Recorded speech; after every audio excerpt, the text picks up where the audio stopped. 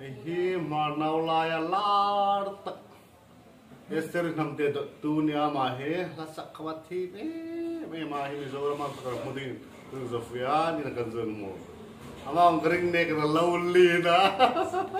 anh ấy lâu sao bọn anh ấy không mà đâu quý không phải thì kasung tất người rồi anh nuôi bao không anh ấy chụp cho na cha cái tiền em mà anh nuôi không mà theo cha bao theo cha xéo bọn cho nên có sang là không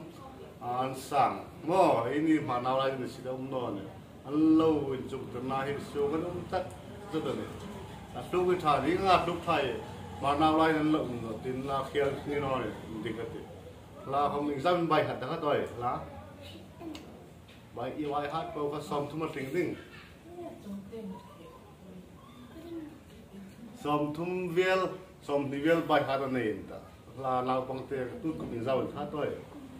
tôi cũng được ní châu lần này video ông tâm đầu này ta chúng sắp trong hôm nay ta Korean trong hôm nay ta vai trong hôm nay ta mà trong hôm nay ta thích trong hôm nay ta thích trong hôm làm chút bì thì mà apa ipa hay nama ta ipa ha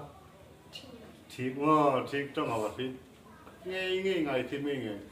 thích là không là sao mà thế cái này một thế á hong lockdown thì pui lại thì pui cả cái này một thế cái lom lên tôi là làm chân bazar mà lên được na cái hong lock pay thì cái mà thế